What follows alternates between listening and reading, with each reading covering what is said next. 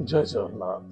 ନମସ୍କାର ପ୍ରିୟ ଦର୍ଶକ ବନ୍ଧୁ, ମୁଁ ଜ୍ୟୋତିଷାଚାର୍ଯ୍ୟ ପ୍ରମୋଦ କୁମାର ପଣ୍ଡା ଆପଣମାନଙ୍କୁ ସ୍ୱାଗତ କରୁଛି ଆପଣମାନଙ୍କର ପ୍ରିୟ ଚ୍ୟାନେଲ ଆଷ୍ଟ୍ରୋ କଲ୍ୟାଣ ଚ୍ୟାନେଲକୁ। ପ୍ରିୟ ଦର୍ଶକ ବନ୍ଧୁ, ଯେଉଁ ବ୍ୟକ୍ତିମାନଙ୍କୁ ଚ୍ୟାନେଲକୁ ଦେଖୁଛନ୍ତି ସବସ୍କ୍ରାଇବ କରିନାହାନ୍ତି ସବସ୍କ୍ରାଇବ କରନ୍ତୁ, ଲାଇକ୍ କରନ୍ତୁ, ଅଧିକରୁ ଅଧିକ ସେୟାର କରନ୍ତୁ। ଏବେ ଆସନ୍ତୁ ଜାଣିବା ମଙ୍ଗଳ ମହାଗ୍ରହଙ୍କର ଗୋଚର। ତାହେଲେ ପ୍ରିୟ ଦର୍ଶକ ବନ୍ଧୁ, ମୀନ ରାଶିରୁ ମେଷ ରାଶିକୁ ଆଗମନ କରିବେ ମଙ୍ଗଳ ମହାଗ୍ରହ 11 ମେ 2026 ମସିହା ମଧ୍ୟାହ୍ନ 12:47 ମେଷ ରାଶିର ଅଶ୍ୱିନୀ ନକ୍ଷତ୍ରକୁ ଆଗମନ କରିବେ। ତାହେଲେ ପ୍ରିୟ ଦର୍ଶକ ବନ୍ଧୁ, ଅଶ୍ୱିନୀ ନକ୍ଷତ୍ରର ସ୍ୱାମୀ ହେଉଛନ୍ତି ସ୍ୱୟଂ କେତୁ, ଦେବତା ହେଉଛନ୍ତି ଅଶ୍ୱିନୀ କୁମାର।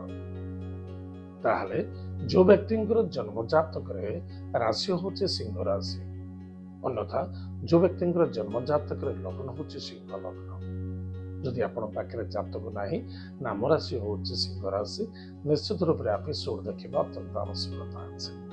ପ୍ରିୟ ଦର୍ଶକ ବନ୍ଧୁ,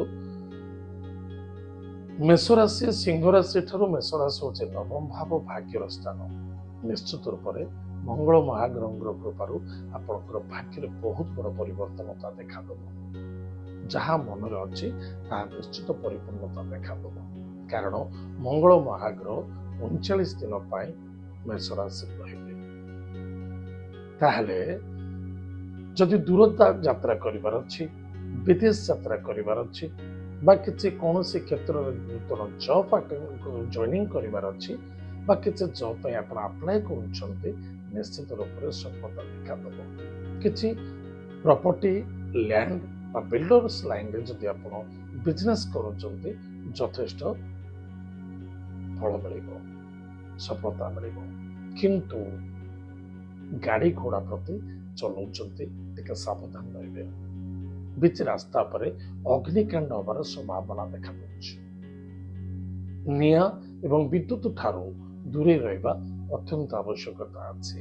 କ୍ରୋଧ, ଜିଦି, ଇଗୋ, ଅହଙ୍କାର ଠାରୁ ଦୂରେଇ ରୁହନ୍ତୁ।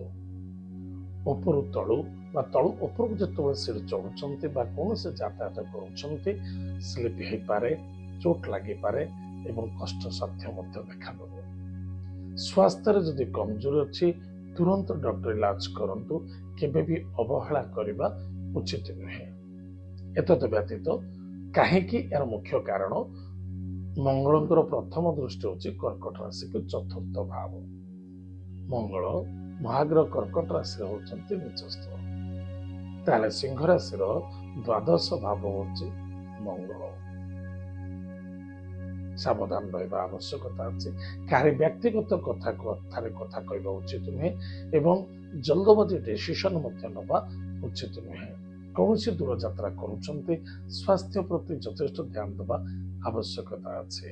ସ୍ୱାସ୍ଥ୍ୟ ହିଁ ସମ୍ପଦ ଅଟେ। ମଙ୍ଗଳ ଗ୍ରହଙ୍କର ଦ୍ୱିତୀୟ ଦୃଷ୍ଟି ହେଉଛି ସପ୍ତମ ଭାବ, ଯିଏକି ଆପଣଙ୍କର ତୁଳା ରାଶି। ତାହେଲେ ସିଂହ ରାଶି ଠାରୁ ତୃତୀୟ ଭାବ ତୁଳା ରାଶି। ଭାଇ ଭଉଣୀ ସହିତ ଶ୍ରଦ୍ଧା ଆଦରତା ରଖିବା, ପୁରୁଣା କେସ୍କୁ ନେଇ ଆର୍ଗୁମେଣ୍ଟ ମଧ୍ୟ ଦେଖାଦେବାର ସମ୍ଭାବନା ଦେଖାଦେଉଛି। ସରଳ ବିଶ୍ୱାସରେ ଧୋକା ମଧ୍ୟ ଲାଗିପାରେ, କାରଣ ଯୋଡ଼ିଏ ବୈଦିକ ଜ୍ୟୋତିଷଶାସ୍ତ୍ର ଅନୁସାରେ ତୁଳା ରାଶିର ଗ୍ରହରାଜ ହେଲା ସ୍ୱୟଂ ଶୁକ୍ର।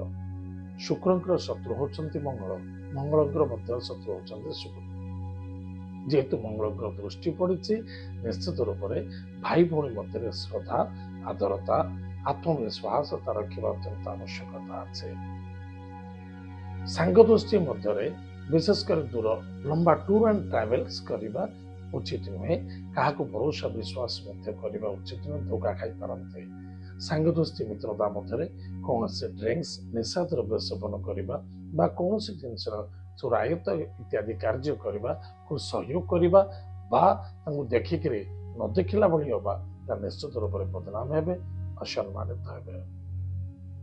ଆପଣଙ୍କର ସାଙ୍ଗ ଦୋସ୍ତି ମିତ୍ର ଯୋଗୁଁ ବା ଭାଇ ଭଉଣୀ ମଧ୍ୟ ଯୋଗୁଁ ପିତାମାତା ମଧ୍ୟରେ ମଧ୍ୟ ଅଶାନ୍ତି, ଅସନ୍ତୁଷ୍ଟତା ବଢ଼ିଯିବାର ସମ୍ଭାବନା ଦେଖାଦେଉଛି।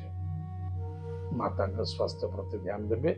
गृह कार्य प्रॉपर्टी जमीन जायदाद क्षेत्र धन निवेश करुछंती बा कौनसी खनिज पदार्थ को नहीं किसी व्यापार वाणिज्य करुछंती बा कौनसी माइंस क्षेत्र को नहीं जदि आपण कार्य दक्षतार अछंती चलाउछंती बा चालुछंती बा जॉब करिछंती त निश्चित रूप से आपनको सफलता मिलिबो आदि 1% संदेहता नाही कौनसी नूतन गाड़ी प्रॉपर्टी जमीन जायदाद क्षेत्र धन निवेश करुछंती फायदा पाइबे किंतु मन रखिथिबा दरकार अधिक आशावादी होबा एवं जल्दबाजी होबा एवं टंकाटे खर्च करी 5 लाख टंका पाइबा बा 5 कोटी पे चिंता करिबा या केवल चिंता करिबे नहीं या धन हानि प्राणपीड़ा देखा देबो यथेष्ट सावधान ताहले प्रिय दर्शक बंधु प्रतिकार कौन करिबा प्रत्येक दिन प्रातः समय स्नानादि कार्य सारी सूर्य नारायण को एक लोटा जल रे लाल चंदन पकाई एवं किछि घी पकाई सूर्य को अर्घ्य दान करिबा